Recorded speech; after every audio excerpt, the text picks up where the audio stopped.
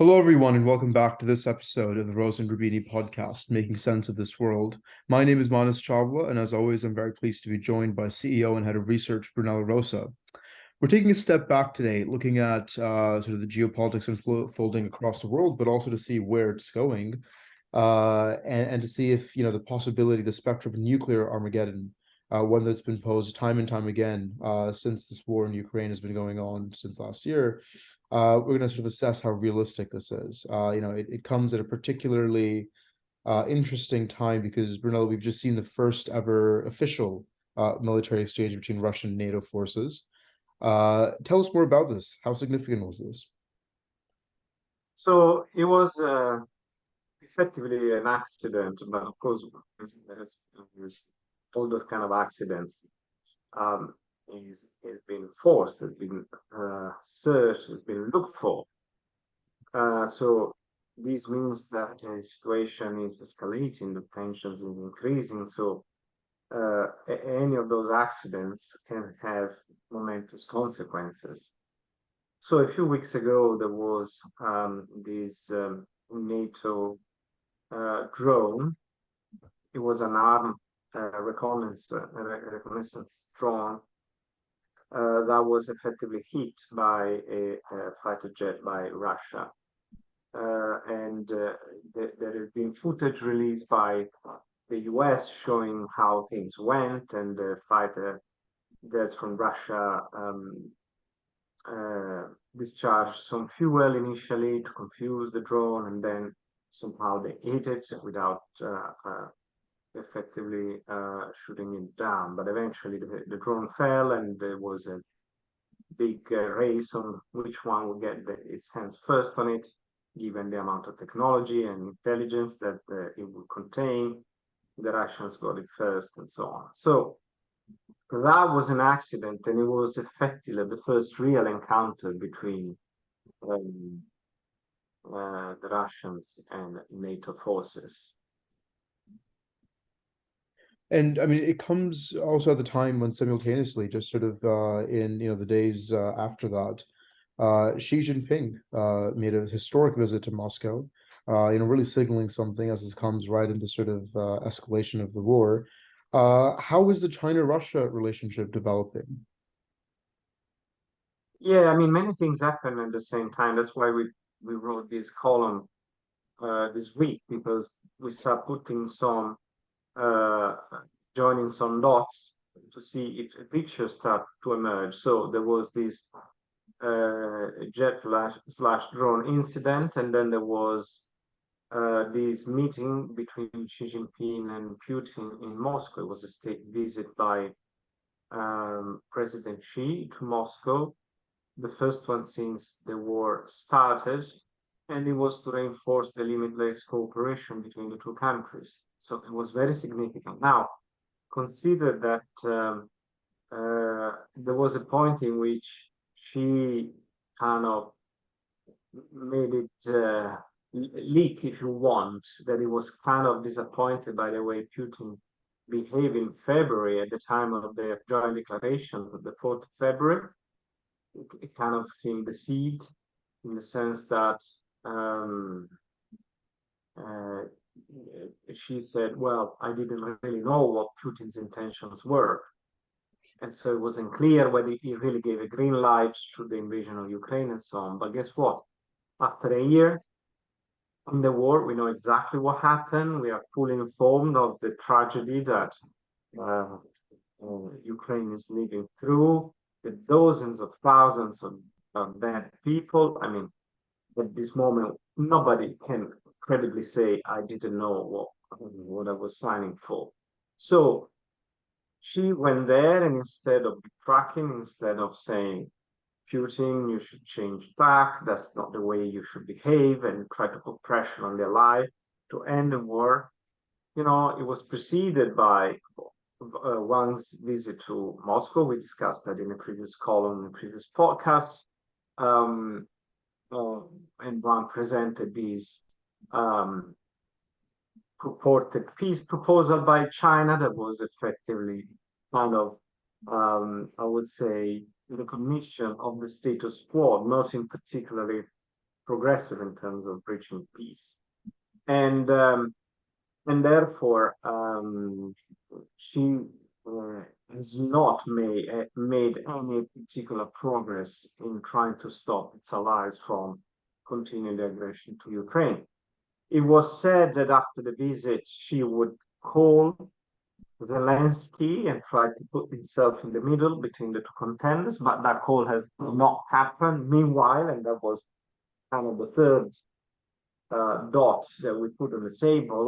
Meanwhile, the International Criminal Court has issued an arrest warrant against Putin and some of his collaborators for war crimes, in particular the illegal deportation of Ukrainian children to Russia. So again, when Putin went there, this warrant was already issued. Again, you can't say I didn't know. So it's perfectly clear who you're dealing with. Right. Right. And empowered by the support from China, Russia seems to have gone on to further escalate. Donald Trump says Russia should never use the N-word, the nuclear word. And yet Russia is talking about now deploying tactical nuclear weapons to Belarus, ostensibly in this effort to heighten the stakes, at least for the Baltics and the Poland sort of NATO supporting members. How serious of an escalation is this of the war? So the cooperation between the two countries, China and Russia, continues to the point that Russia is now officially using the yuan as its reserve currency for to settle transactions abroad, including with third parties, which have nothing to do with China. So, in the terms of trying to inflict damage to one of the various elements of the US supremacy, in which case the dollar, Russia continues to go in that direction. In another field, it continues, in the military field, it continues its provocations, if you wish, and now has said that it will deploy its nuclear weapons, technical nuclear weapons, to Belarus, effectively in a sort of depot that will be completed in July. So the threat is credible because Russia does have tactical nuclear weapons. We know that Belarus is an ally of Russia. We know that Lukashenko is not in a position of saying no to Putin, especially after being isolated from by the international communities, given the mistakes he has made, plus the repression of the revolts he had. So effectively, if Putin were to ask to deploy these nuclear weapons, this might in fact occur. Clearly, NATO said, this is irresponsible and dangerous, you shouldn't be doing this and that. But clearly, in a situation in which tensions is escalating, I don't think that words would have any impact in this respect. Right. And so, I mean, finally, let's look at this kind of in the broader scheme of things. We've really, never been closer. There's a doomsday clock, for instance, which is the Cold War, and where significantly closer, comparably as we were during the sort of height of the Cuban Missile Crisis, say, just minutes away from midnight, as they say, exacerbated not only by the threat of nuclear weapons but also climate change and others. But the sort of threat of nuclear has come back to the fore. And I'm wondering, I mean, how realistic is it, as your piece says? Are we really sleepwalking into nuclear Armageddon? This is the thing that worries me the most. It's not the fact that there's an escalation in the nuclear conflict in terms of rhetoric. Okay, we have seen this before. It's not the first time. During Cold War One, there have been periods in which tensions were even higher. We all remember the Cuban Missile Crisis of 1962. But at the time, kind of the two contenders knew that this is something that you need to take very, very, very seriously. And any action in that respect, if we were to start the proper nuclear exchange between the two sides, would eventually mean the end of the war, or the war, sorry.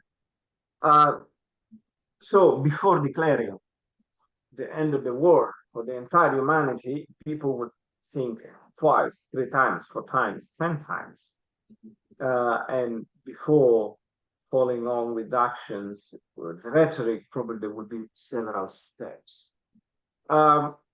Nowadays, it seems to me that there's a very casual talking about, yeah, I'm going to deploy my nuclear weapons. If it's needed, I'm going to use them because anyway, they're only tactical, they're not strategic, so they're not wiped out the entire country. Just few hundred thousands, or God knows, maybe some million people would die.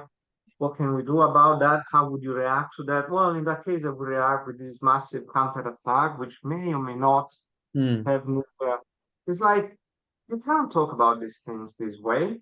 I mean, we are talking about not just hundreds of thousands of people's lives at risk. We are talking about the potential existence of humanity in the world. I mean, there are some. I was revisiting some of the songs that were made, the cabarets that was made in the 60s during Cold War One, when those things were happening every day, and so even comedians were trying to kind of release some of the tensions of people. And it would say, if World War III started, don't worry, in 1 hour and a half it will be over, right? So if you see the difference, World War II lasted 6 years, and the problem is once you put nuclear weapons in place, it's done. So you cannot talk casually about these things. You cannot accept as a possible scenario to which you might need to respond somehow without thinking deeply what the consequences will be. And my fear is that eventually one of those incidents, the one we started with, the collision between the drone and the fighter jets, might eventually result in being the ultimate, how can I say, incident that causes the war to start. I liken this potential incident to the assassination of the Archduke Ferdinand in Sarajevo, after which World War One erupted. And we all know in every school we have been, we are told that it's not because Gavrilo Princip killed the Archduke Ferdinand that World War One started. There were hundreds of other reasons, and that was just the final incident that meant that the war erupted. And here we are doing the same thing. We are increasing tension and escalating rhetoric and actions, of course, and we are contemplating the nuclear possibility. Then all of a sudden, a mistake happens. Nobody wanted that, but it does occur. And here you are. What do you do? So that's why it's an alarm bell that we are sounding. It's like, guys, wake up. You cannot sleepwalk into World War III or in a nuclear exchange. Sure. Think about what you're saying and how you react to other people's words. Yeah, it reminds me of I think it was Einstein who said this. He said, I'm not sure what weapons World War III will be fought with, but World War IV will be fought with sticks and stones." Yeah, exactly. And it's I think useful to take a step back and think about these sort of much more bigger existential questions and not get just caught up in the sort of pure micro geopolitical of the week to week, which easily we can lose sight with, as we did back not only in Sarajevo in 1919, but also after that. But as always, Brunello, these are things we'll think about not only the weeks but maybe the years to come. Thank you so much for your time and insight. Thank you very much. Until next time.